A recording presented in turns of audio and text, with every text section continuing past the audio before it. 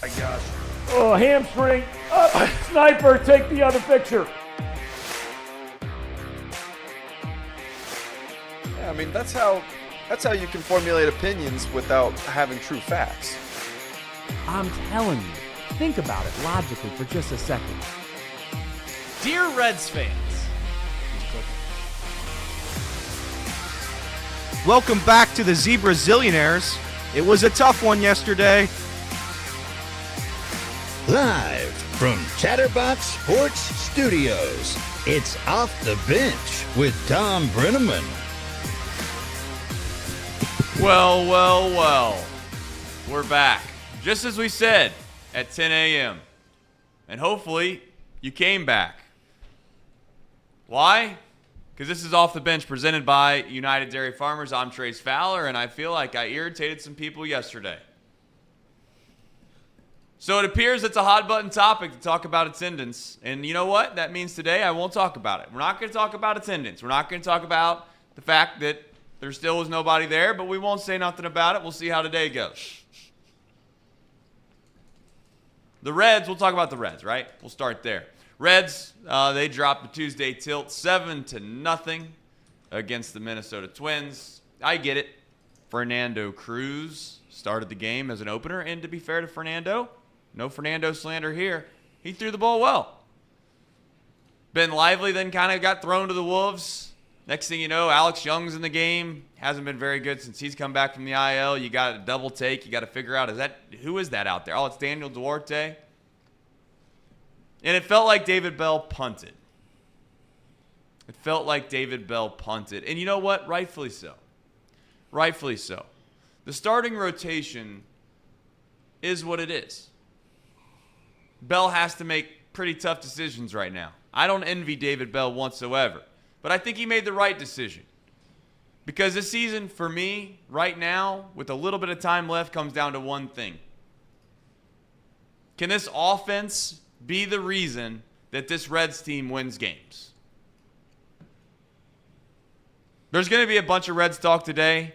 We are going to end this show just a little bit early. Why? Well, because we're not going to be called frauds. We're not going to be called frauds on this YouTube show. We're going to go down to the game. We plan to end the show right around 11:30. That should give us just enough time to get there right around first pitch. And yours truly will be at Great American Ballpark. The Redlegs, as mentioned, they will square off in a getaway day rubber match against the Minnesota Twins. Reds have Hunter Green on the mound. Twins have Bailey Ober. It's a good pitching matchup. The line, dead even. -125 if you want to bet on the Redlegs through Betfred. What are they, Elliot? Perhaps the greatest sports book known to man. There you go. The Reds lineup is out. We'll have thoughts on that in just a moment. But first, we got Reed's Top 5. We got Casey's Stink List. We got everyone's favorite segment now, the mailbag. Can't wait for what little Becky and Miss Betty's class has. Fellas, wasn't the greatest game for the Reds last night. There was no National Football League being played. So I'd assume there was a little bit of time off around the room here, but maybe not. I know there was a couple that went to the game. Reed, how you doing? Good, Trace. Hi, my name's Nicholas Reed Mouse. I'll probably go to hell for this joke, but you know what? I already conjured it up, so here goes nothing. I was baptized into Roman Catholicism by force. I was confirmed by choice. In fact, I spent most of my formative years being a server at my local Catholic church, and it was kind of messed up because my priest never tried to diddle me once, and I was a cute kid. Yep, you're right. Yep, that was a bad one. That was a bad one. Let's go ahead and double down on these bad Catholic church jokes. Elliot, I is what 12-year-old Reed is what most Catholic priests would call a lobster. You know why? Why? All the meat was in the tail. Go ahead. All right, we're going to have to reset. We're going to have to reset after that. I'm going to have to reset. I'm going to have to mentally reset. Okay, so yesterday I was at the game with Trace and some of my friends. We had Mark Fetters there. We had Viking helmet guy there. Shout out to my guys. But it was, it's a bad game. It was a rough game. I go down there. Trace isn't going to mention attendance, but I'll mention it a little bit. There was nobody there. Maybe 15,000 people again, but whatever. It's fine. Nobody wants to go. The economy's bad, I hear. 65,000 people will pay $150 for a Bengals ticket on Monday night against the Rams. But to each their own. To each their own. It's a free country. Everybody do what you want with your own money. I'm not going to stop anybody. It does suck that we have a baseball team in a playoff race and nobody cares. That sucks. And it really makes you wonder what's the point of the baseball team if nobody cares enough to show up. I'll sit here and make fun of FC Cincinnati till I'm blue in the face. They get 25,000. They sell at the stadium every night. They sell it out every time. That's right. So thanks, Casey. So if we're going to sit here and say the economy's bad and you can't purchase a $10 ticket, that's fine. I agree with you. If you're going to tell me that you have kids, they have baseball practice, I agree with you. If you have a dog after work, you have a dog you got to let out, I agree with you. But all these excuses, you got chores to do, you got a lawn to cut, you got mastacholi to cook. I mean, we can go down the line, but at the end of the day, on Monday night, the same night, weeknight, as the Reds played yesterday, or 2 days ago, there will be 65,000 people there paying $150 a ticket.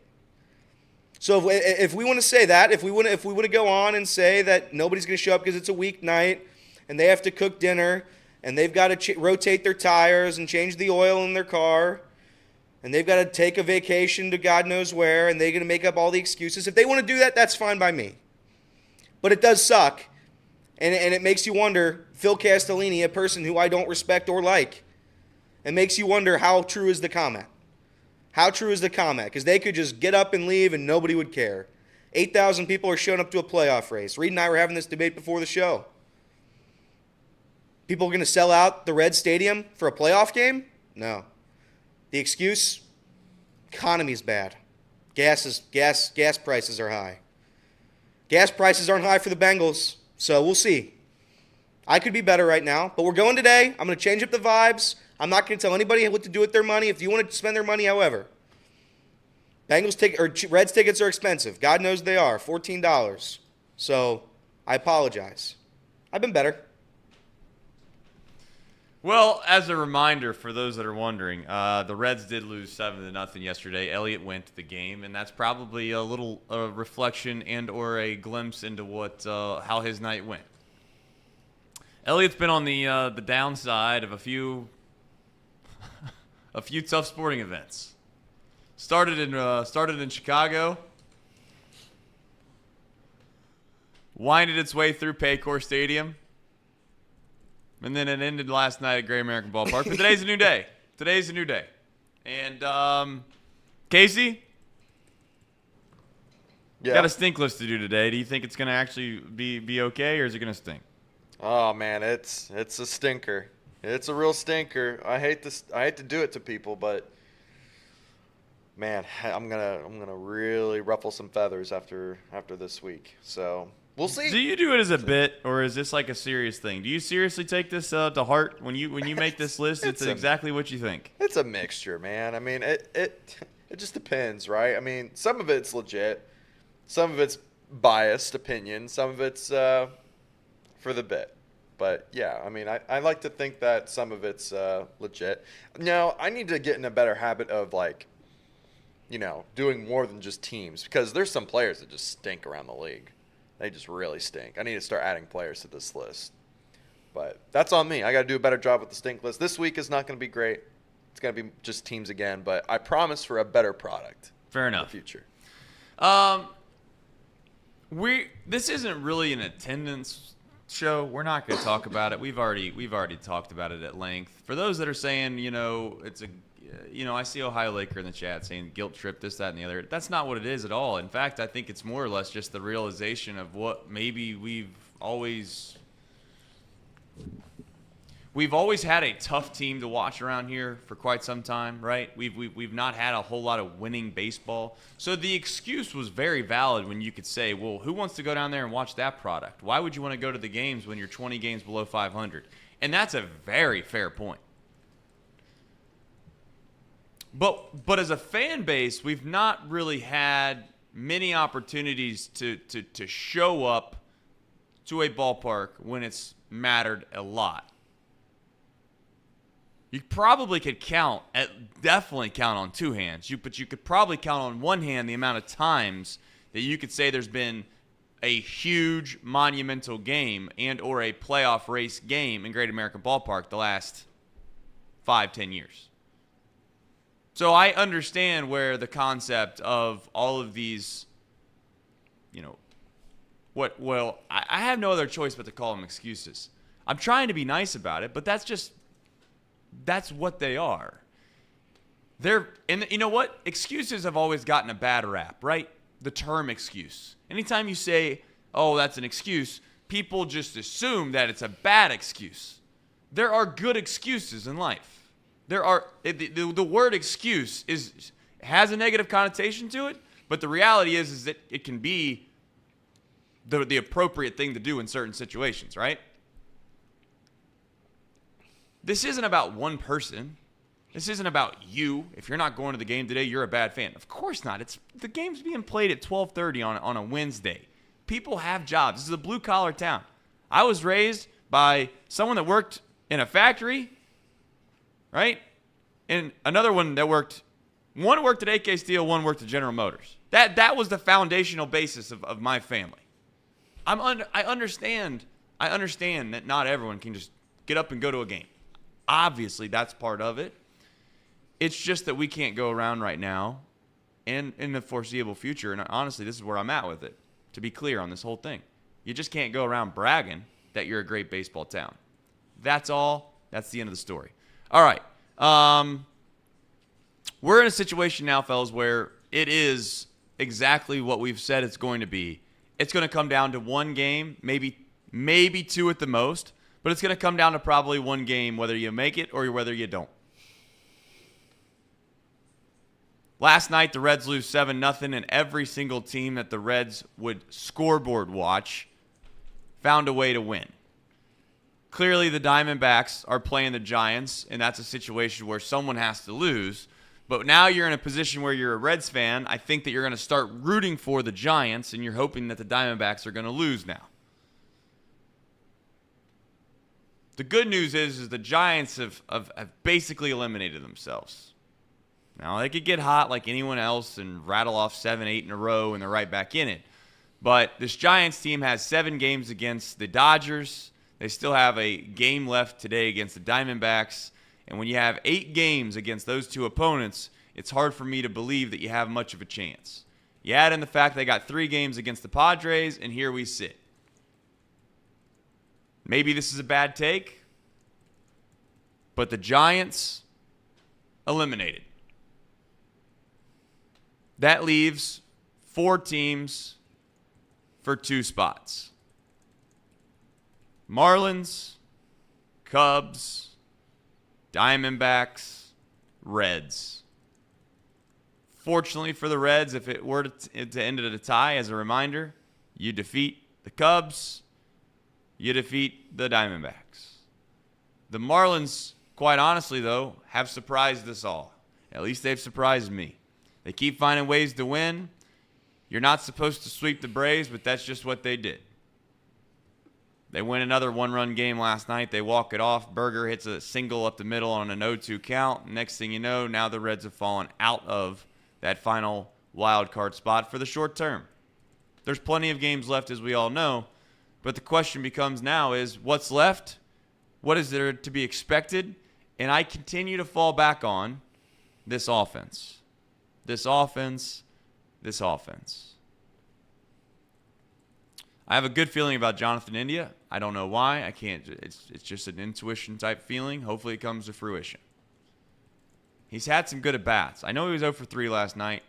And to be fair, I left in the 9th inning there, so maybe he went 0 for 4 in the last inning. I don't know.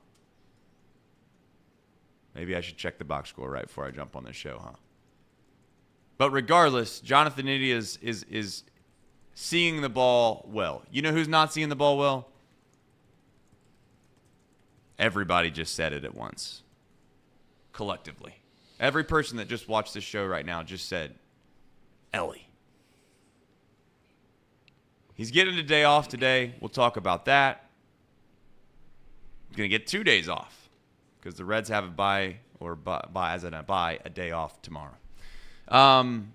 As you get towards the home stretch of the season, is there one particular thing before we get into the Reed's Top 5, the mailbag, and the stink list, and then we'll get right back into Reds Talk to end the show? Is there one thing that you think if the Reds team does this, they're in the postseason? If they score runs. If you can score 5 runs a game for the remaining games, you're gonna be in the postseason. I don't think there's anything else that's more important right now. It's just the offense has been good throughout the year. They're 10th in runs scored, I think, in the MLB. So it's been there this season. I know there was a large stretch. There was about a month and a half stretch where that was kind of we got most of our runs. But we've still been good. I mean, it's still been okay. It's just you have to put up. You can't get shut out to the Twins. No more shutouts. You have to show up. Yesterday it kind of felt like a punt game. They weren't really trying. And I get the logic behind it because you really don't have anybody to throw. So it's kind of hard to get up. It's different. Like when Luke Weaver pitched earlier, it was they had a rotation, but on this specific day, the offense knew they had to wake up because they knew Luke Weaver was pitching, and that was that. But it doesn't feel like that, what's happening right now. It doesn't feel like they need to get up for that. It seems like everybody's just punting on this game. They don't have any arms, and then we're going to go try to win with our best starting pitcher today. So if you score runs, if we can score 4 or 5 runs a game throughout the remaining of this season, the last 9 games here, the Reds will be in the postseason. That's the most important thing. Ellie De La Cruz eventually has to wake up. You're not winning a playoff series if Ellie De La Cruz is hitting 130 still. So making errors. And making errors. Noelvi's been great. Strand's been pretty good. He's been improving over the past 2 weeks. Will Benson's the best 9 hitter in baseball. The Reds still have a chance here. The Reds still have a chance. Spencer Steer's been unbelievable. Tyler Stevenson hit the ball hard last night. I know he was bad behind the plate, but Stevenson had a good game offensively. He just got robbed twice. So I still have hope. I think if the Reds offense can wake up here, they will make the playoffs. Randy with the wild take says he's thinking about moving to Cincinnati, and he's going to move to Cincinnati possibly if there's a chance he gets to go to a ball game and hang out. Listen, Randy, I mean, it's pretty evident. We're just regular people around here, so if you're going to go to a ball game and we're going to be at it, there's a pretty good chance that at some point during 81 of these home games, we'll probably find a way to be able to enjoy a ball game. So there's that. Reed. Yeah. The Cubs, they finally got back on track. They won 19-1 or whatever it was. Run differential, big time thing in Chicago. Congrats. Do you feel like you stepped back from that ledge, my friend, now, or where are we at? Yeah, Reed? it feels a lot better. 2-8 over a 10-game series. No one wants to hear about the Cubs, but I will say this.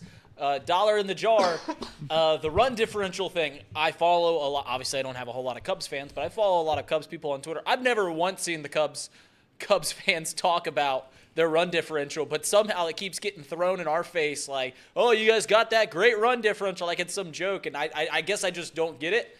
I feel like you guys think we talk about it all the time. We don't talk about it, ever. We know we could score runs, and that's that. But, yeah, it feels a lot better. But, like I said, no one wants to talk about the Cubs. So no, I understand. So here's where we're at with the Reds. We got 2 problems, relative problems. One is Ellie. Another one is our catching situation. And yesterday they both showed their hand. The catching situation, really, I don't know if it's much on Tyler Stevenson as much as it is that he needs rest. Played 6 straight games, 4 straight days catching, and I get it. Some people are going to say, well, there's other guys that catch every single day. Well, Tyler Stevenson's not. He's not proven to be that guy yet. And I don't want to say that he'll never be that guy, but that's kind of where my head goes. It's where my brain tells me that he's not capable of doing that. He's not a Yadier Molina. In fact, that's a disgrace for me even bring those 2 folks in the same sentence, but that's here nor there. Yesterday, there was a pivotal moment in the game. It was brought up in the chat. Jeff mentioned it. I think he's right. You have a situation where you can strike him out, throw him out. There's momentum. Momentum in sports is a real thing. You know, that's the one thing everyone wants to say that you can, more times than not, stats don't lie, right? You hear that? And I would tend to somewhat agree with that. But there are intangibles in sports. If this was just a straight up numbers game and you knew exactly what was probably going to happen every single time no matter what, sports wouldn't be fun. They wouldn't be enjoyable to watch, would there? ESPN Classic wouldn't be a thing. There would be no upsets. And I'm just to the point now where I wonder, what is it exactly that we should come to expect out of Tyler Stevenson? And when he made that throw down to second base, he made a good throw. Was it a great throw? No. Was it a perfect throw? No. Would it have been nice if he threw the ball in the air? Yes.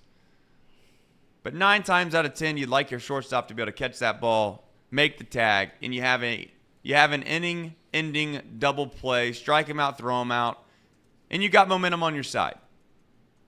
And that's what makes sports great, is because that small intangible, maybe it's a stretch to say this, could have been the difference in the game.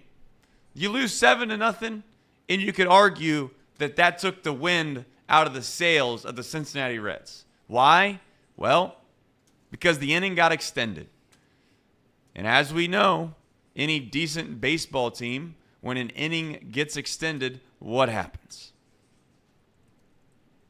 Usually they find a way to score. You give a team extra outs, they take advantage of it. The Reds gave a team an extra out, they took advantage of it. They jumped up to an early lead. Then you jump later in the game, and you find yourself in a situation where another misplay in the field allows the Reds to have to bring their infield in.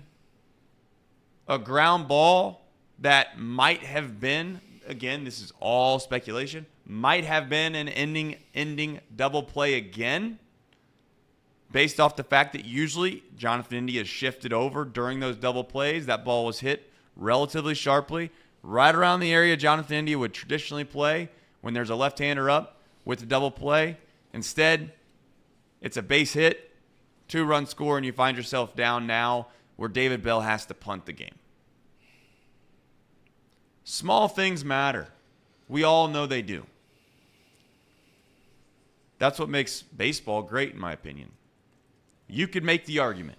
You could make the case that if Ellie De La Cruz catches that baseball last night and tags that guy out, stealing second base, I get it, the Reds scored no runs, but you could also sit there and laugh, and you, if you've watched enough sports, and I know you have, you could make the case that the vibes would have been different, and perhaps somehow the mojo would have been a little bit different, and they would have been able to muster up some runs and find a way to win that game. Is that a little bit of a stretch? Of course it is. Of course it is. But it felt like last night the Twins had the mojo. They were finding holes everywhere. They were hitting the ball where they weren't. Flare here, broken bat single here. And the Reds hit some balls hard. It just didn't pan out. Jonathan India, 3 great at-bats. 3 great at-bats. Tyler Stevenson, a couple good at-bats. Hit a ball over the fence, it got brought back. That's just the way it's gone for Tyler. I'm not saying it's the hardest hit ball he's hit all year, but damn it, it felt like that might have been the hardest ball he could have possibly hit to center field. I don't know how many balls that he's hit farther this year, but it can't be too many. Hopefully Stevenson just lets it go by and doesn't let it get to him, but those are the types of things that we need to have happen to us for this Reds team to make the postseason. We got to find a way to get a little fortunate. Hit them where they ain't sometimes. The one thing in sports nobody wants to give some credit to or credence to, but we all will admit it, is it takes a little bit of luck, doesn't it? Sometimes it takes a little bit of luck to do something special. I'm not suggesting the Reds aren't good enough to win and be in the postseason on their own merits. But what I am suggesting is it's going to take a little bit of luck. Not a lot, though. Just a little. I'm going to say something outlandish right now that I do actually believe. I think the Red season is today. Ooh. This is the pivotal game. This is the swing game. This isn't me just trying to say something hot make something out of something that's not there. This is going to come down to one game. At the end of the year, it will be one game that separates the folks that get in the postseason and don't. Today's the swing game. If you don't win today, you have to sweep either the Pirates and or the Cardinals. And you can't get swept by anybody. You take one from the Guardians, you sweep the Pirates, you take 2 or 3 from the Cardinals. I think you still can get in if you don't win today. But if you win today, the dynamics of all of that change significantly. And I would say that the chances of doing what they need to do if they win today are probable. If they lose today, the chances of doing what they need to do are improbable. Not impossible, like some want to say that I say. I'm not saying impossible. I'm saying improbable. Today is the swing game. You got Hunter Green on the mound. We'll see what happens. We got a super chat, and I knew it. And by God, I knew this was going to happen. The Sunday in Oakland, I hope to God doesn't bite us. I hope to God it doesn't bite us. And for those that don't know what the Sunday in Oakland is, give me just a moment, and I'll let you know in just a couple seconds. But if you've watched Chatterbox Reds enough, you know exactly what the Sunday in Oakland is. All right, fellas, switching gears here really, really quickly. I know I just got into the Reds heavily, to a certain extent, led on some storylines. I think we're in a position now where we should do a mailbag. We also have another super chat. Chi-Town, what a guy. He says that you all are beautiful, which is a lie. And I love you. Not a lie. We love you too, Chi-Town. Thank you. We have a mailbag. We have Reed's top 5. Yeah. I'm going to let you guys play rock, paper, scissors on which one you do. I think it would make more sense for this particular mailbag to go first. Okay. All right. Go ahead. We just got a letter. We just got a letter. We just got a letter. I wonder who it's from. All right, today's Chatterbox mailbag. It comes from Little Rico in Mrs. Horseradish's class. Little Rico. He says, my favorite player is Ellie De La Cruz. He's been benched today. His slash line is 167, 274, 269 over the past month. He's also making errors like me playing for the Our Lady of the Visitation Vikings. Little Rico asks, with all of the hype surrounding this 21-year-old phenom, how can we excuse him getting meaningful at-bats and playing the premier position on the baseball diamond with how bad he's been playing?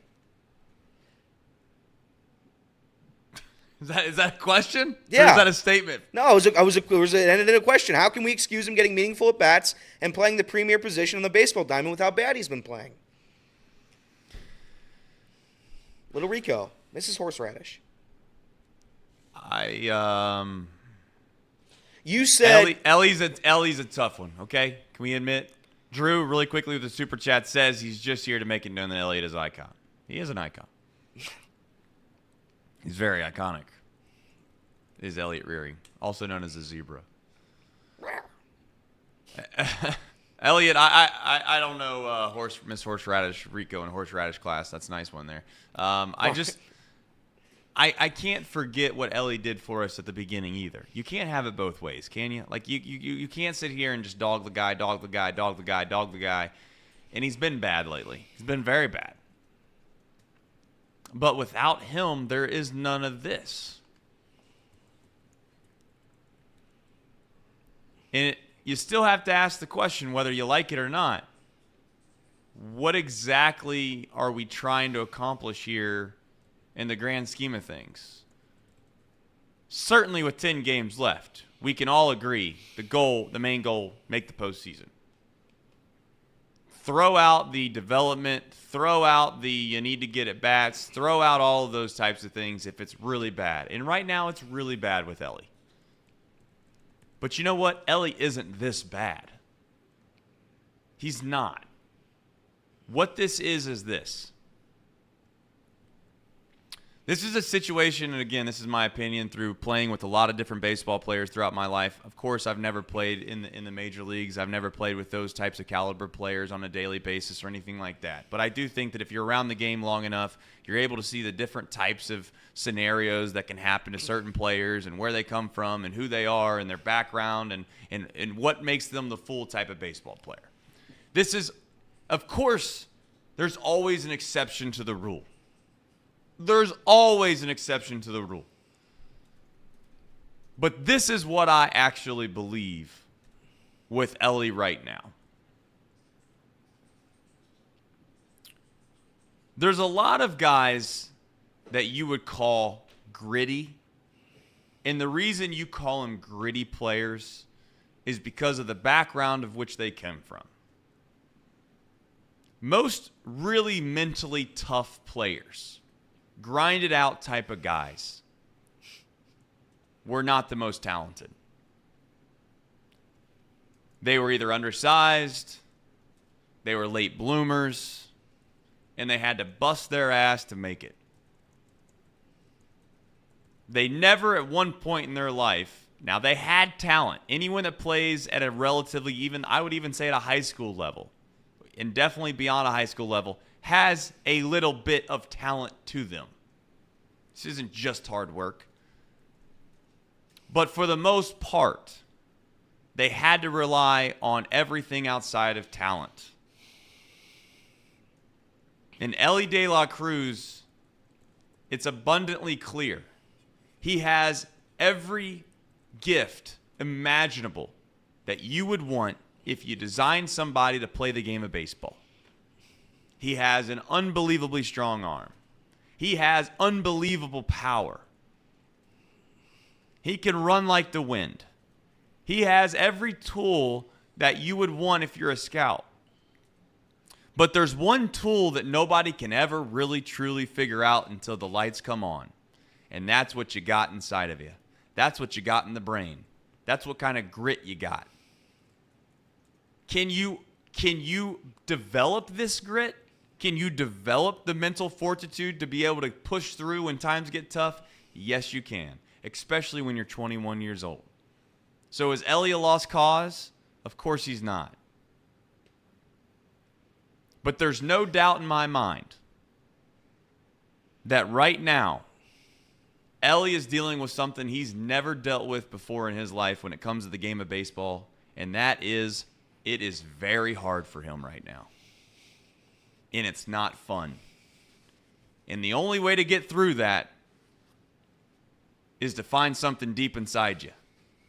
Nobody else can fix it. You'd like to think that David Bell or maybe Barry Larkin or Eric Davis or Pete Rose or Johnny Bench or whoever it else is that you want to maybe give him a call. Go down in the locker room and spend a couple minutes with him and just chat with Ellie.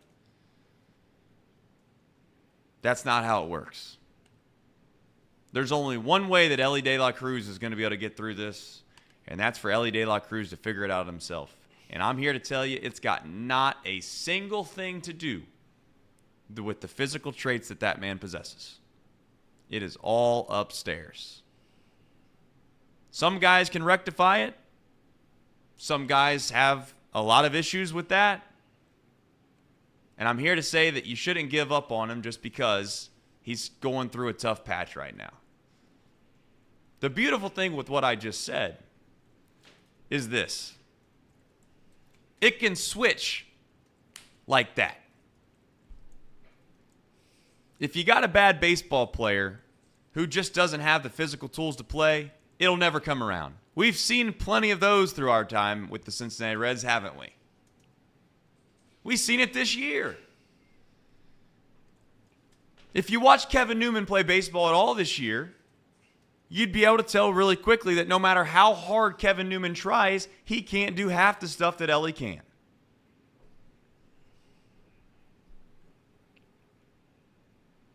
So I'd rather be on the side of having an Ellie De La Cruz who, if mentally can get his swagger back, can find that confidence again, it can turn on just like that.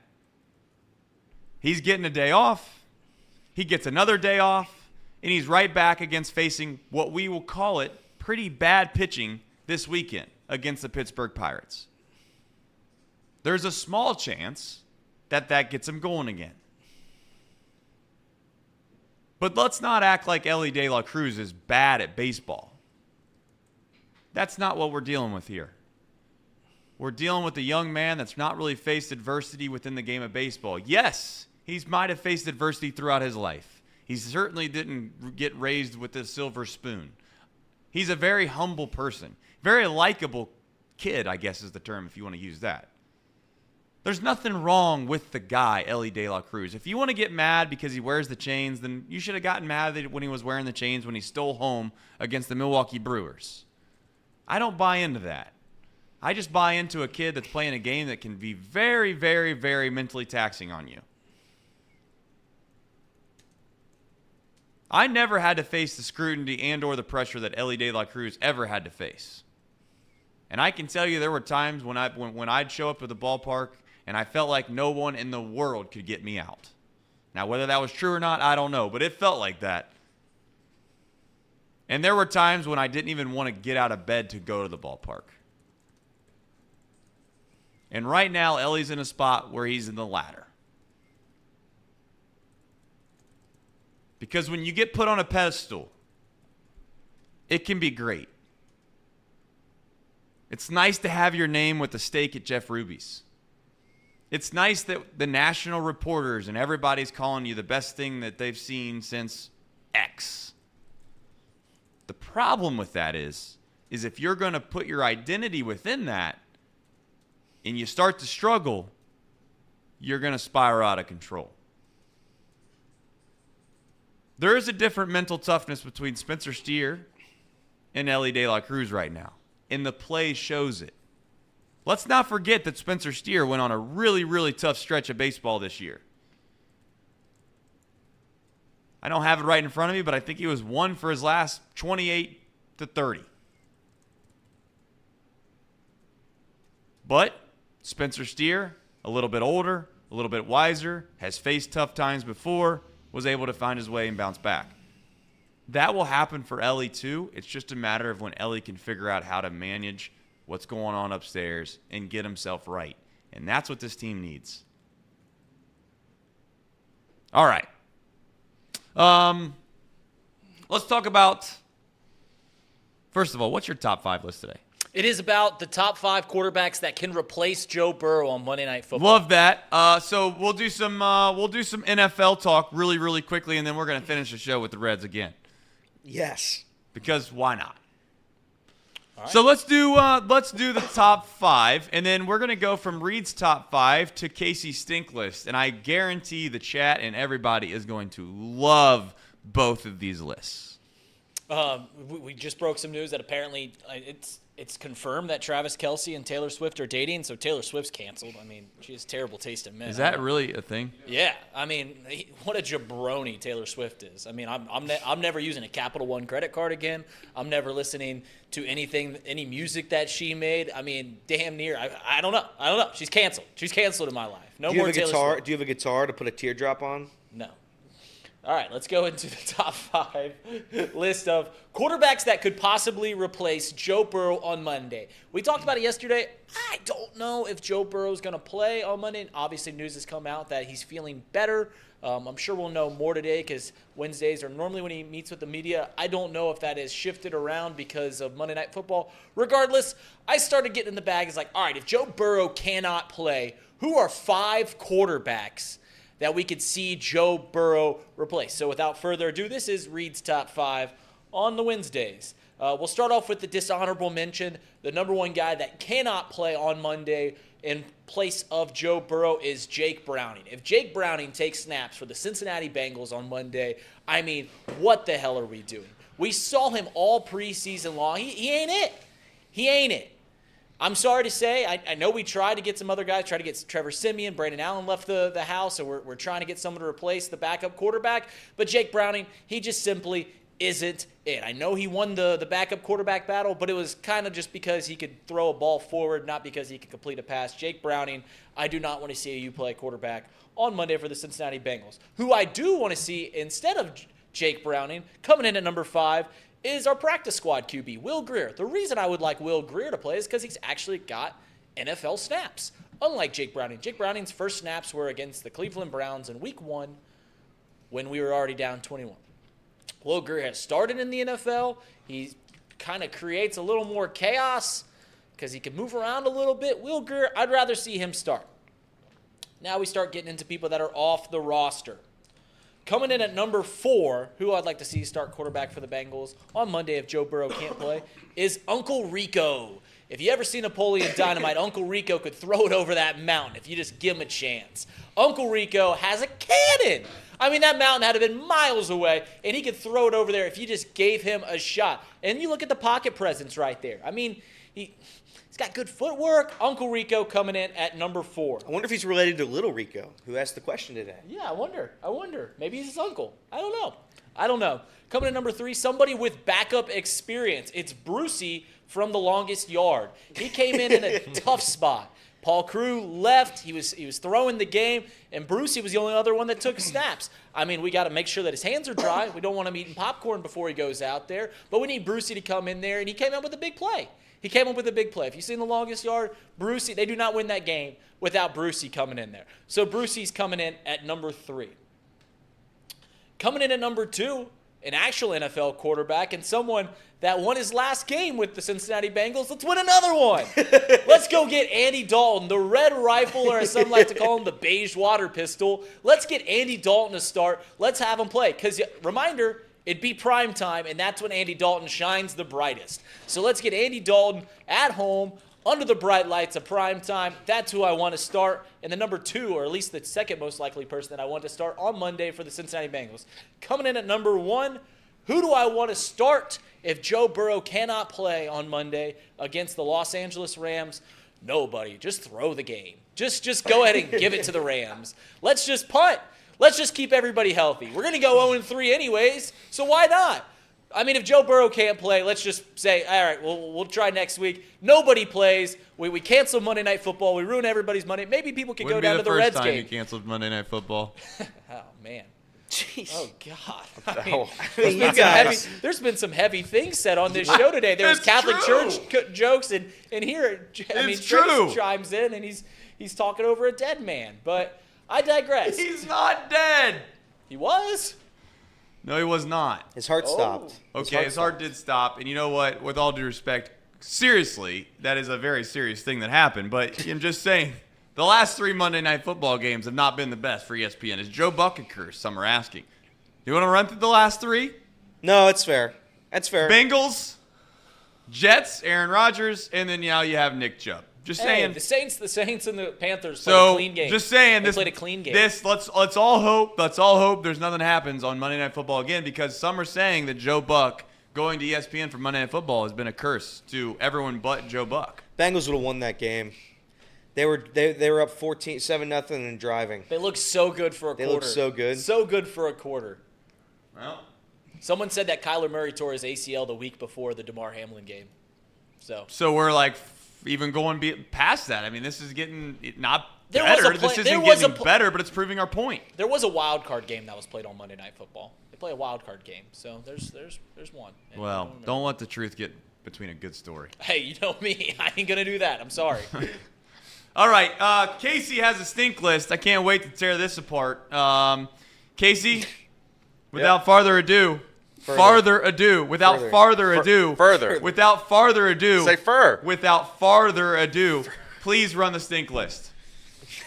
Today's stink list, week 2's under, well, it's done. It's wrapped up. We're on to week 3, and I've got us our stink list of week 2. The Jets stink now without Aaron Rodgers. They're just done. I tried to give them 1 week grace, but they're just done. Nauseating. Broncos, they're also nauseating. I mean, they just can't win a game to save their life. Bears, I went and watched the film. I'm with Trace now. The fidget spinner just stinks. The whole team just stinks. About time. They just stink. Casey, really have you tried the Danger Witch? The Danger Witch? Yeah, Russell Wilson with Subway. He had a big sandwich last year. It was called the Danger Witch, but it was dangerously spicy. Oh, really? Do you remember that? I don't. I probably would have liked but let Russ cook. Let Russ cook. well, Russ burnt down the kitchen. Vikings, they just can't hold on to the football. There's something wrong there.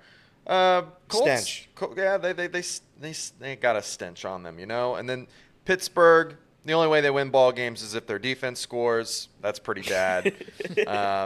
We go to the stink. Bengals kind of stink right now. They're just barely below the Browns right now. Feel bad for Nick Chubb, but the Browns still stink. I mean, without Nick Chubb, I think they're probably going to end up being nauseating, but that's not what happened so far. So we gotta wait on that one. Chargers, they almost made it to stench.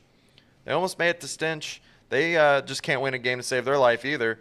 But they have a good roster, so it's kind of hard to fault them. I can't put them there yet because I have too much faith in them. I like how the 2-0 Saints are in sync. Yep. The Saints, they 2-0 stink, Bucks though, are in dude. the stink too. No, I didn't even They notice both that. stink, though. Have you guys watched them play?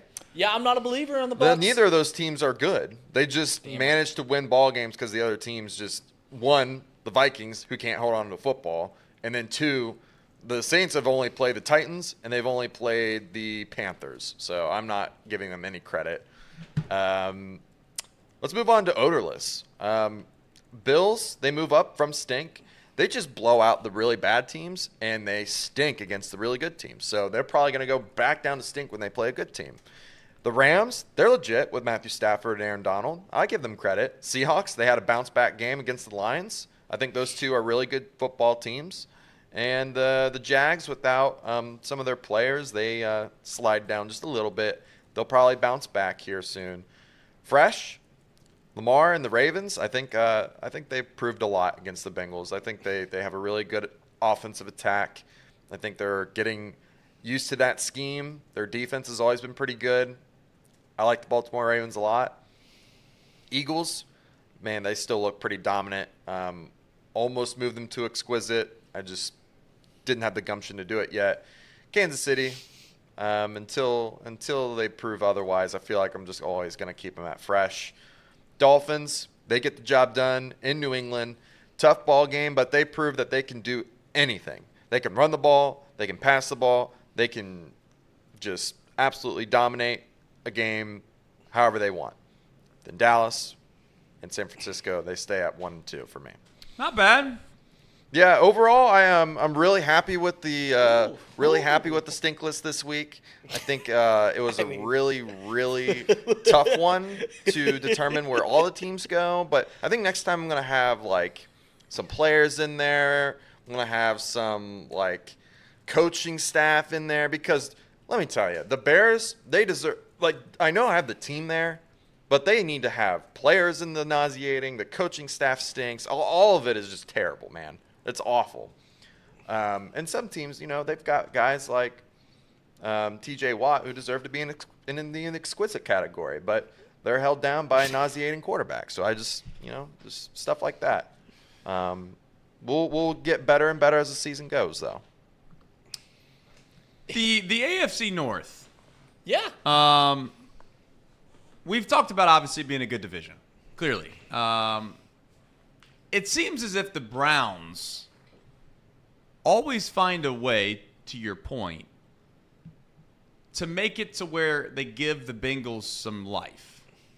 And the reason I bring that up, and maybe 2 weeks in, of course, we're overreacting a little bit here, but it definitely feels different if I were a Bengal fan staring at the top of the division and you see a 2-0 Ravens and a 2-0 Browns. The Browns losing to the Steelers on Monday Night Football feels like a little bit of life back into the Bengals. I would think that. I don't know. I guess I'm posing the question or asking the question. Do you feel like now, hey, okay, it has been really bad. Joe Burrow has looked horrible, but to Reed's credit, to Reed's point, he's brought up the last 2 quarters of football that Joe Burrow has played, he looks closer and closer like the Joe Burrow of old. The first 6 quarters, I'm not sure what that was. But if he's able to get somewhat back on track, and you're able to find a way to squeak out a win here and a win there in the next 4 weeks, You have to seem like that's a reasonable expectation to still get back in this division. Yes or no? I mean, what's the thought? If the Browns won against the Steelers, do you feel like you'd still feel really bad? Did it give any life? I don't think I would feel either way about that because it's not really the Browns that I think are the most dangerous threat in winning the division. It's clearly the Ravens. The Ravens are one of the best teams in the AFC. Listen, if the Browns could get out of their own way, they're the only reason that the AFC North isn't the best division in football every single year. They are literally the only reason because the Ravens are always good. The Steelers haven't had a losing season since Mike Tomlin's been there. And then as of late, I mean, over the past decade, the Bengals have been good more often than not. So it's always been the Browns that are bringing up the rear. And now they've had a stacked roster now for 5 years because how do you not have a stacked roster when you're picking in the top 10 picks for a decade and a half? And somehow they just continually lose. But yeah, you're right. I mean, seeing two teams up there being 2-0 is a lot different than just one team at the current moment. The simple question that you keep asking yourself is, can the Bengals get back in the postseason? And to get that, you got to win 10 games. Can they win 10 out of their last 15 games? Of course they can, as long as Joe Burrow stays healthy. And maybe the 100% thing isn't ever going to be back, and it seems likely that that's not going to be the case. It seems like he's going to be dealing with this injury for the entire year. But can an 80% Joe Burrow win 10 out of the last 15 ball games, playing a really tough schedule? Yeah, I think the Bengals can. I actually agree with Trace a little bit. I don't know if he was making a point that I could agree with, but I think that the Browns losing that game helps us a little bit. I think the Browns coming into, I mean, it doesn't even hurt like the loss. The loss helps, obviously, if everybody beats up on each other in the division. That's great. Losing Nick Chubb kind of takes away the Browns as a threat, in my opinion. Deshaun Watson, Casey's been right about a lot of things. Deshaun Watson's probably number one. Deshaun Watson is not a serious NFL quarterback any longer. He's been bad. He's been one of the worst quarterbacks in the NFL. Nothing has changed. He had great weather on Monday night. Didn't perform well at all. I don't like saying this. I don't take this lightly. But when he's making like disgusting penalties, when he's holding people's face masks, it's just a joke. I mean, this guy is not a serious quarterback. I was going to use a word. I'm not going to use the word. So I think the Browns losing that game, losing Nick Chubb, it ends their season. I don't think the Browns can make the postseason. I think they can win 8 games. I think they're good enough to win 8 games, maybe 9 if they're lucky. But they're not a playoff team. Yeah. I think the Steelers are kind of fraudulent too, because like Casey said, I mean, Kenny Pickett's bad. Kenny Pickett's just a bad quarterback. Yeah, I think the Steelers are still going to win. Still going to go over 500 because that's what they've always done. I think that they've got a really good defense. But to beat home the point that I've made a billion times on this show, and I'll continue to make a billion times on this show, I don't think losing Nick Chubb derails the Browns season. I don't think it does anything close to that. I think because their team is so loaded, getting ready to run. I mean, Jerome Ford rushed for 110 yards after the injury. Yep. Their team's going to be almost the exact same team. It's just the bigger question is, can the Browns not Brown? They've been a team for 25 years, and they've had 2 10-win seasons. They have a bad quarterback. And that all comes down to what Elliot just said. And that's what I said at the beginning of this year. If Deshaun Watson is anything close to what he used to be, the Browns are legit. Right. The problem is that Deshaun Watson has not looked like the Deshaun Watson of old, and there's a lot of reasons as to why you could say that that's the case. Hasn't played football in 2 years? I don't know. Maybe the sexual allegations mess with somebody's mental. But he's not looked good. And if he's not going to play well, then the Browns are the same old Browns. This league is so simplistic. Unless you have a defense like the Cowboys, and again, I'm not downplaying Dak Prescott. I'm not trying to. This isn't me trying to belittle Dak Prescott. This is me just saying, if you have a defense like the Cowboys, like the 49ers, you can get away with having a marginal quarterback and still being elite. The problem is I don't know if the Browns defense is that. They are good. I don't know if they're that. And also, it's going to require them to have a quarterback that plays well. And Casey said this time and time again, Deshaun Watson just has not looked good. He's just been not even not good. He's not even been average. He's been bad. Yeah, like below the 32. You know how they rank like the 32 worst quarterbacks? He's been below that. He's been worse than the backups, which is really bad. I mean, he's played worse than Baker Mayfield has. The trade just looks awful at this point. one thing to note, though, I agree with Reed. I don't think the Browns season's over. I think their offensive line is what makes that running game work. I know Nick Chubb is a dynamic guy that will break a tackle or two, but he's already getting 5-6 yards a pop before he breaks that tackle. Jerome Ford can do that for you. He can get you 5 or 6 yards a carry, just like Nick Chubb did. And I think, too, the Browns' offense was just never good to begin with. They relied too much on the run game, and, they don't have a very dynamic offense either. Like, it's a lot of just play action pass, and that's just not what Deshaun Watson is anymore. He's probably going to need a lot of shotgun, a lot of just being able to just look at the defense and read it and make a read and throw on the first read or two. And that's just not what the Browns offense is built like right now.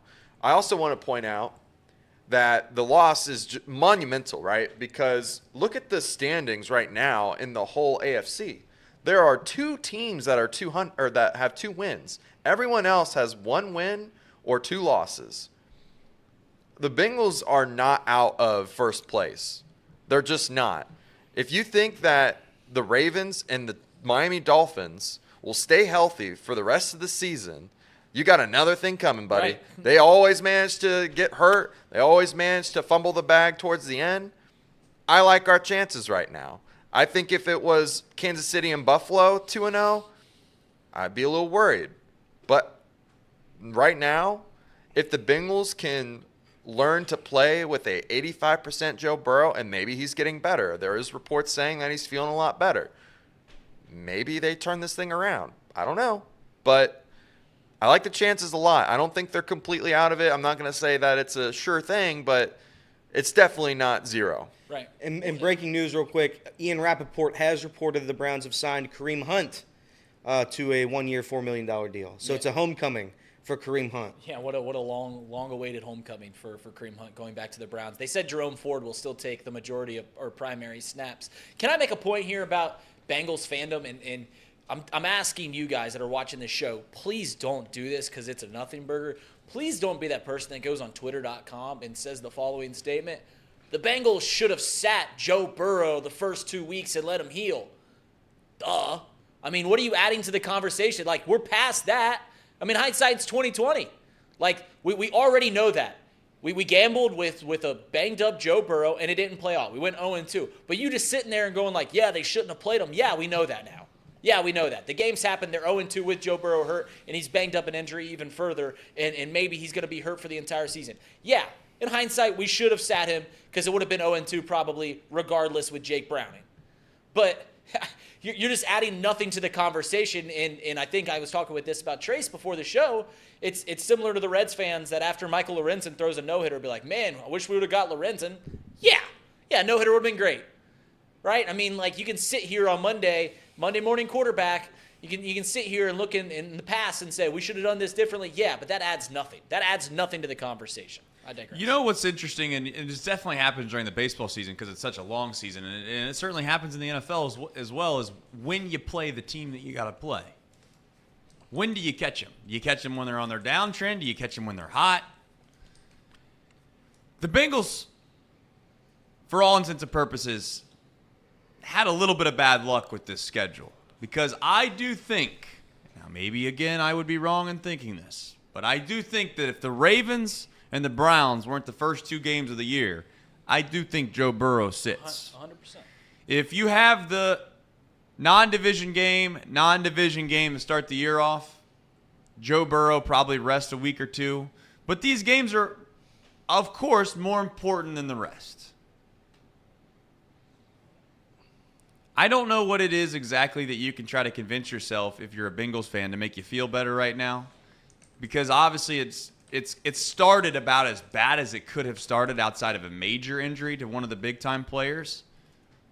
But you're still in it. You're still right in it. And the other thing that I would say is if you think you can win a Super Bowl, you should be able to rely on, at least over the next 4 weeks, something outside of just excellent, great, unbelievable quarterback play to be able to win these games. And that's the pushback I have on Bengals fans that want to say, well, we need Joe Burrow. Of course you need Joe Burrow. And maybe you could make the case that you're not going to get average or even a little bit slightly below average quarterback play the next 4 weeks if Jake Browning plays. And I just don't know if you can make a 100% guaranteed statement like that. I get you've watched him in the preseason. I get he's not thrown a completed pass in the NFL. I understand all that. But you can't talk out of one side of your mouth and say that this front office and Zach Taylor and Duke Tobin and all these guys are really, really good at their job and you really, really think they have an unbelievable roster, and then not trust them to make maybe the biggest decision outside of a starting lineup with the backup quarterback. There has to be a little bit of faith in the fact that they've seen something at practice, something somewhere, to make them believe that if they had to turn the keys over to Jake Browning, that he would be able to be serviceable enough to win a football game. I get everybody wants to scream and yell and say I'm crazy for saying that. I just think at some point you got to consider, and again, we're not in the locker room. We're not in there. I don't know the full details of how long it will take Joe Burrow to be 100% healthy or not. But it feels like you can find a way with a Super Bowl roster to win a couple of these games. And again, if you win 3 of the next 4 weeks, 2 of the next 4 weeks, you're still in it. And I would say I would rather, now this is kind of crazy, I would rather sacrifice maybe a win and a half, maybe 2 wins if you told me that Joe Burrow would be healthy moving forward. Because what makes Joe Burrow elite, in my opinion, is something that requires his calf to be healthy. And that is escapability. That is extending plays. He's not a runner. He's not a scrambler. I'm well aware of that. But the biggest plays that this man has ever made for your franchise has been on the back of using his legs. Go look at the biggest plays he's made in all of the playoff games that you come to remember. Remember him high-stepping right outside? I think it was Jones trying to tackle him. He escapes him. He runs 7 yards. He dives for a first down. He gets the first down. He extends the drive. Just this past year against the Ravens, there was a crazy play where he escapes. He runs, 15-yard gain, first down. Remember the Lamar Jackson runs from last week, that extended drives? You kind of forget about him when you look at the box score. But when you watch the game, you realize that is exactly the play that makes him elite. If he can't do that, you can't get to where you want to get to anyways. So maybe I'm crazy for saying I don't buy into the fact, people, that you're punting if Joe Burrow doesn't play. I just don't believe that. So I just beg and ask. And again, to be clear to everyone in the room, what I'm about to say is I don't know if he sits out 2 weeks if that makes a difference. And they might know that in the locker room. They might believe that. The same thing I'm saying, they might believe that in the front offices down there at Paycor. But if the doctors say that if you can sit him 3 weeks and he's going to be just fine, you just didn't sit him long enough the first time. And again, you can make the case that he sat 4 weeks but in the preseason, it still didn't matter. So what's it matter? Just go. You can't injure it anymore. The Achilles thing that happened to Aaron Rodgers is a fluke. That wasn't even – those are 2 separate incidents. Maybe all of those things are true, and he just continues to fight through this. But I just have a hard time believing that Joe Burrow is going to be good enough, and maybe I'm wrong. But I have a hard time, fellas, believing that if Joe Burrow plays with a bum calf, that he's good enough to get you where you need to get to. The problem is, you're right. I mean, maybe if he's at 85%, he can't beat the elites of the elites. The problem is we're already chasing 2 games. The problem is we already made the mistake. We gambled on playing Joe Burrow in these 2 divisional games, and it didn't work out. We start 0-2, and if what everyone is suggesting that wants Joe Burrow for him to sit the next 4 games, which is the easiest part of our schedule, caveat, 3 of the 4 teams are playoff teams on the next 4 games of our schedule, even though it is the easiest part of our schedule. If we punt on that, the best case scenario is the Bengals, and the best case I see is that they go 2-2 with Jake Browning. That's best case scenario. And then they're 2-4 going into the last 11 games of the season where they have to win 8 of 11 against the Bills, the 49ers, the Chiefs, all the divisional games. Once again, the Jaguars. The easiest teams on the schedule after that are the Texans, who aren't a very good team, but after that are the Vikings. Like, it just puts us, we're already messed up. Like, we're in an impossible spot right now that if Joe Burrow does not play the next 4 weeks, the best case scenario is that they end up 2-4. The most likely scenario is that they go 1-5, and then we're chasing 9. Got to win 9 of the last 11 games. And I know they won the final 10 of the 11 games last year. They went on a 10-game win streak going into the AFC Championship, but you just can't bank on that again. You can't bank on that. So unfortunately, the bet is made. The bet is made that if Joe Burrow is capable to play, if he can physically do it, if it's at 70 or 80%, he's got to play, or else the season is essentially a punt, because you're just putting yourself in an impossible spot to win 9 of the last 11 games against the best teams in the league, against all the division opponents, against the Chiefs, the 49ers, the Bills, all these teams. It just seems very unlikely. So you got to play Joe Burrow at 85% and hope that you can win 3 out of the next 4 games, because it's the easiest part of the schedule. Yeah, I know I'm the negative fan in here. I get that. But if Joe Burrow can't go, I mean, there's just zero chance. So if it's Joe Burrow or not, if Joe Burrow is able to play at 80%, I do think there's a game plan out there that can help the Bengals win games with an 80% Joe Burrow. I think they were an interception away, really, from beating the Ravens on Sunday. So I still think there's a sizable chance the Bengals make the postseason. Would I bet on it at this moment? No, I would not. I think it's going to be a tough road ahead. I think people have been saying it in the chat. People have been saying it on X.com. The injury's not going away, and there is a chance that injury gets worse. So I as much as Trace wants to say Jake Browning could maybe win a couple games if you give Joe Burrow a little bit of rest, I just don't think there's a timeline that would fit with this season that would make that work. So you try to win with Joe Burrow. If you get back to 500 and Joe Burrow has minimal damage here, we'll just keep trying to we'll take it game by game with Joe Burrow, injured Joe Burrow. But if you don't play Joe Burrow, you will lose games. You will lose the remaining games. Maybe you win 2 with Jake Browning the rest of the year. So play Joe Burrow. It has to be Joe. Like I said, it's the easiest 4-game stretch of the Bengals season, and they play the Rams, Titans, Cardinals, and Seahawks. 3 of those 4 teams can make the postseason. It's the easiest part of the schedule.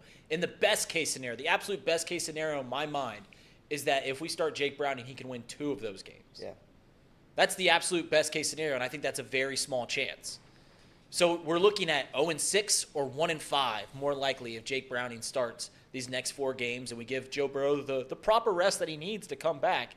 And then you're like, all right, Joe, you got to turn it on for these last 11 weeks. We need you to win 9 of these last 11 weeks. And who do you start off against? The 49ers.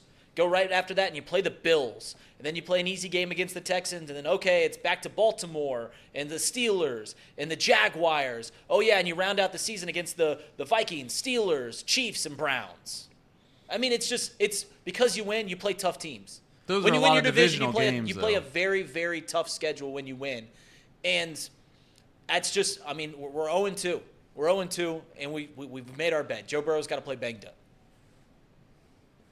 I just okay. I mean, I don't know if there's a right answer or a wrong answer with this. I just think that it's one of those things where you got a guy that's guaranteed $219 million, $275 million overall. I don't know if anyone wants to talk about it, but that's a pretty big investment. And he just I have a question. I would be concerned about letting a guy play if he's not close enough to 100% in games that I hate to say this that aren't life or death right this second. Now you could say that these games you have to win or else you're not going to make the playoffs, et cetera, et cetera. But we're not. This isn't the AFC Championship. This isn't the playoffs in general. So it's more or less at some point you got to think big picture. I just don't know if that many people. Here's the thing that's crazy is that when I say that, people think I'm saying you're punting on the season. I'm not saying that. I'm saying if you have a Super Bowl roster, I don't give a damn what the Cardinals have done. You should beat the Cardinals. Right. I don't give a damn what the Titans have done. You should beat the Titans. Yes, you have a backup quarterback, but your backup quarterback should be serviceable enough to be able to beat those teams, in my opinion, if ultimately you have to give a guy rest, that in order to win the Super Bowl, which is what you all want, Joe Burrow can't play on a bummed calf. He just can't do it. He, in my opinion, is not the same quarterback with a bum calf versus not. So you might as well rest him to get him back to healthy. Now, if you want to argue and say that it's going to take 8 weeks to get healthy, so be it. But I want one question answered down there at Paycor. I don't know if it's been answered yet, and someone let me know when it is. I want a doctor to tell me what is the amount of time frame it would require for Joe Burrow to sit when you know 100% certain that he would probably be, and by probably I mean 99.9% sure, he would be 100%. Because there is a time frame. And if you want to say, well, you'll never know. Okay, 5 years. If Joe Burrow sat on the couch for 5 years, would his calf heal? Well, everyone's going to be like, well, yeah, of course. Okay, well, let's start whittling that back then. At what point do I whittle this all the way back to where someone tells me, it might be iffy there? Is that 2 weeks? Is that 3 weeks? Is that 6 weeks? Is that 2 months? You don't ask Zach Taylor that question, and maybe I'll go and find a doctor to answer it. I don't know. But I want a doctor to tell me how many weeks it would traditionally take for that person to sit. And maybe that answer has already been said. I just haven't heard it. Casey, you got something to say? Yeah, I was just going to so I have two hypotheticals today, but this is my first one that is more guided towards this conversation. Let's say Joe Burrow plays Monday and he loses, and they're 0-3. What then?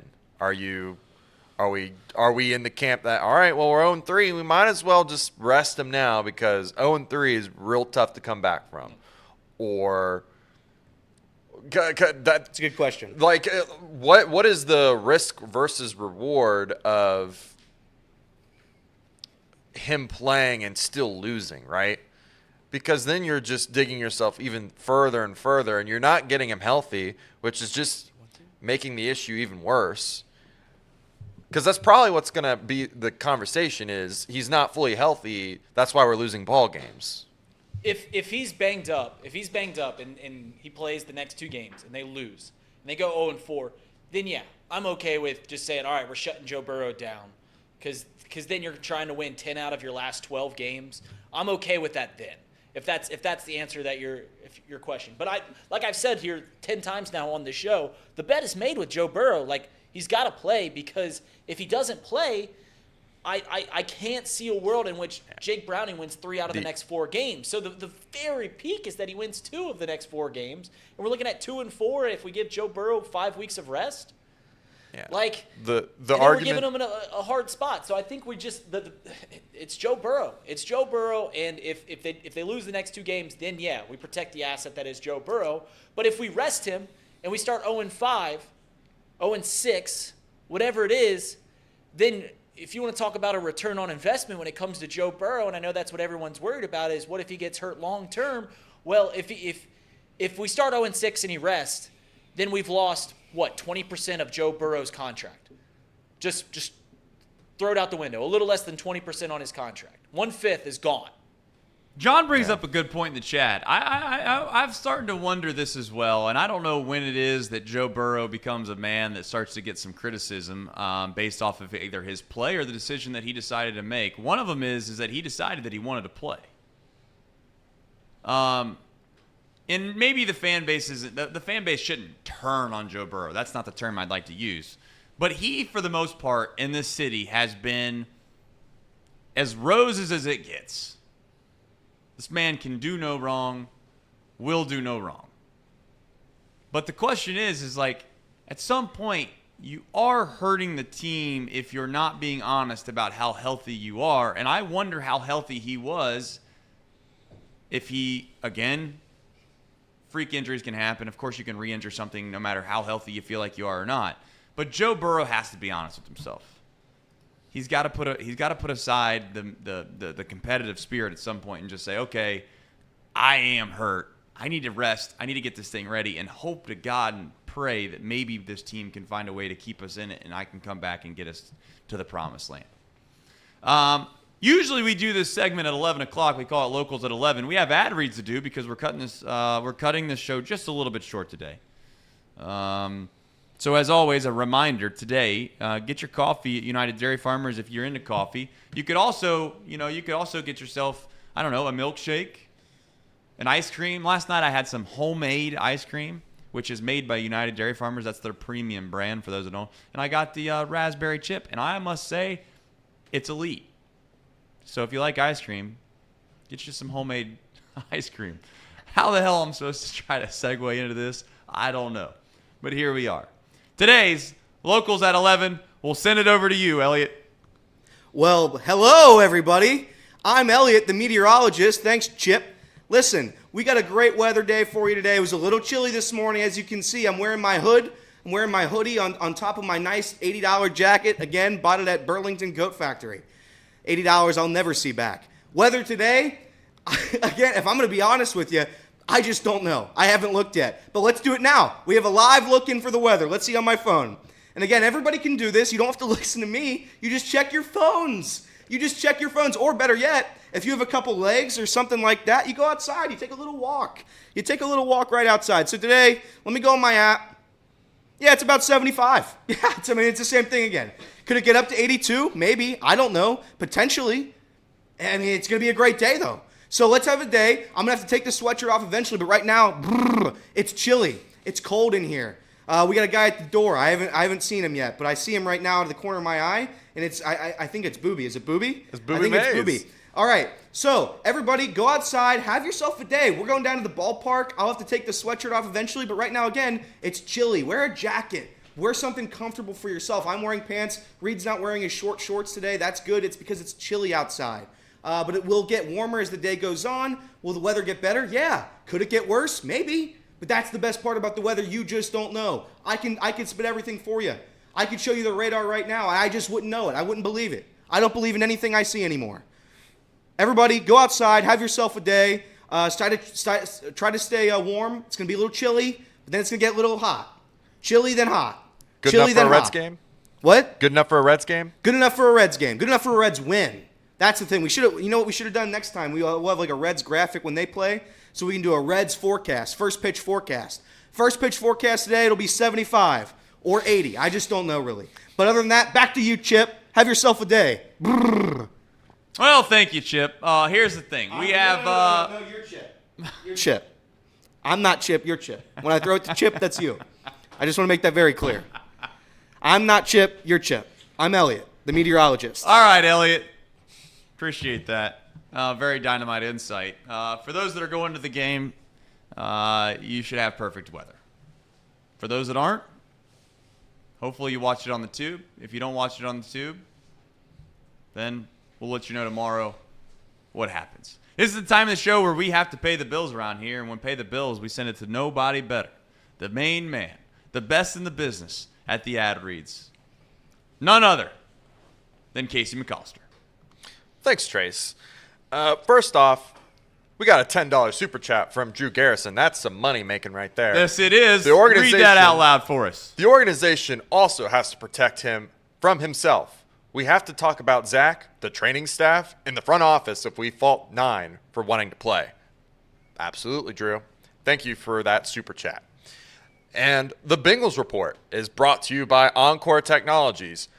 Encore Technologies provides IT solutions for a data-centered world with a suite of services from mobile computing to desktop to data center to support both centralized and work-from-home computing modules to improve efficiency and Productivity.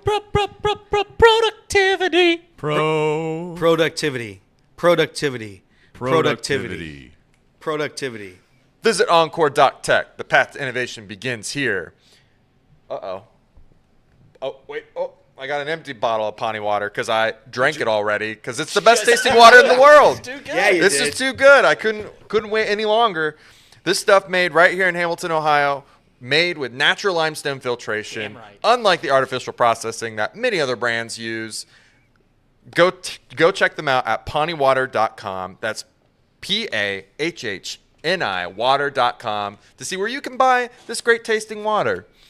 And I mean, for me, it's the 8 pH level. I mean, it's It's really good. What about you, Reed? What is it for you? Personally, for me, it's the natural limestone filtration. But yeah, you bring up a good point about the pH levels. If it was a little more acidic, wouldn't be there. It's a perfect 8. If it was a little more basic, wouldn't be as good. It's a perfect 8 on the scale. I mean, that's exactly what you want out of your water. But yeah, like I said, it probably gets there because of the natural limestone filtration. Yeah, and here's the thing, guys. There's other waters. There's lesser waters out there. Again, I won't say brands. This is Pawnee's show. I'm not going to give veer credit out to other brands of water. But there's some water out there that has little mountains on their little logo there. Bad water. It's the type of water that doesn't have a good natural limestone filtration. Right. The natural limestone filtration makes this water, it's a smooth, silky water. It goes down the throat nice and easy. Yeah. Pawnee water. Yeah. Get your coffee from UDF. That's right. Bet on Betfred, the greatest sports book out there. Known to man. Known to man. Yep. Encore for your technology solutions. That's right. And Pawnee water. I already drank it because it's that good. What a show. What a show. Off the Bench, presented by United Dairy Farmers. We have about 7 minutes till we head off to Great American Ballpark and we try to will these boys to a victory. And I've said it once, I've said it again, I'll say it one last time. I'm telling you, straight to your face today, that this is the swing game. This is the game of the year. When you look back on it, you needed 2 games. You look at the loss column and you're 1 game out. This is it.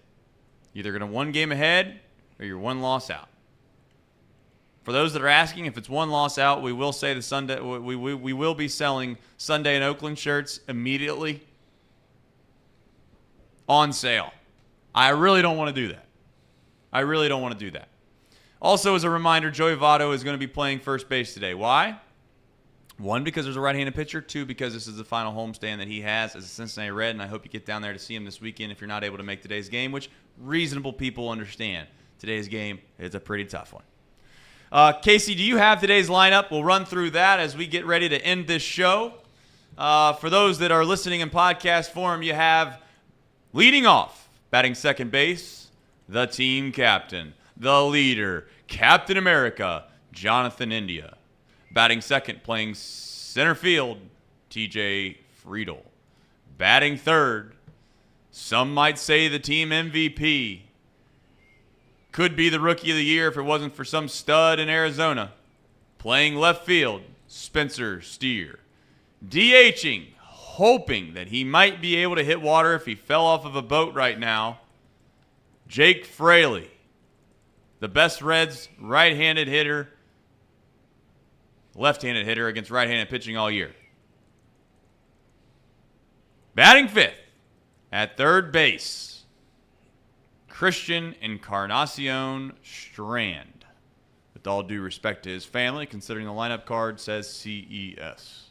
He has a name too. Batting sixth, playing first base, your Hall of Fame first baseman, the best hitter in Reds history, Joseph Daniel Votto. Batting seventh, playing shortstop, it's not who you think it might have been, Noelve Marte. Just so happens to be hitting like 500 this month. In batting eighth, playing right field, you guys wanted to kill him. I might have wanted to kill him. We all wanted him dead at the beginning of this year, but nope, he got sent down to Louisville. He came back. He's been unbelievable since. Will Benson. In batting ninth, catching a guy that we weren't sure who he was when we started the year, just so happens to be from Covington, Luke Maley. And starting for your Cincinnati Reds, a man that we are going to rely on heavily for the rest of the year. We'll all say a little prayer because we need it. Hunter Green.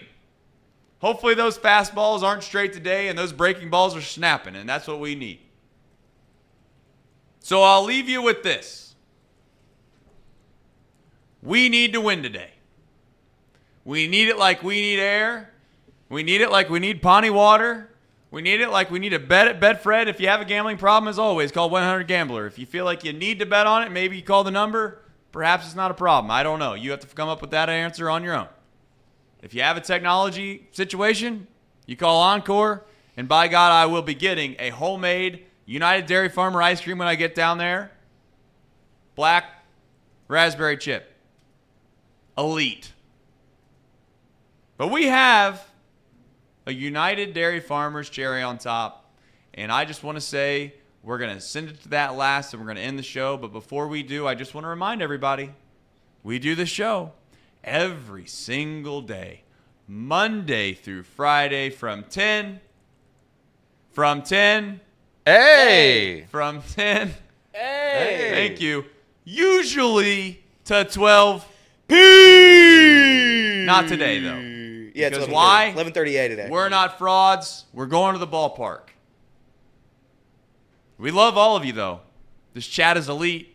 We appreciate you showing up each and every single day, enjoying the day with us, getting your day started, or maybe you're just starting to kind of get in the middle of your day. I don't know if you're an early riser or a late bloomer. I think that's what they call them. Nope. But whatever. It's here nor there. So without farther ado, here is the United Dairy Farmer cherry on top. Reed, you want to take this one? Yeah.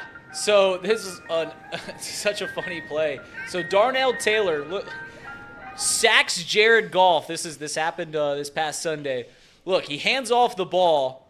Look at Darnell Taylor who hits Jared Goff, then celebrates the sack after the running back was 10 yards upfield. Handoff. I mean, he got to the quarterback 3 seconds after he handed off the ball. Just an objectively funny play there from Darnell Taylor. Celebrating, doesn't even see the flag thrown behind him. I mean, he's just looking into the crowd. He has no clue what happened there. But, yeah, little brevity on this Wednesday. Hey, sometimes it's nice to think that you did something even if you didn't do it. Sometimes being born on third base isn't a bad thing.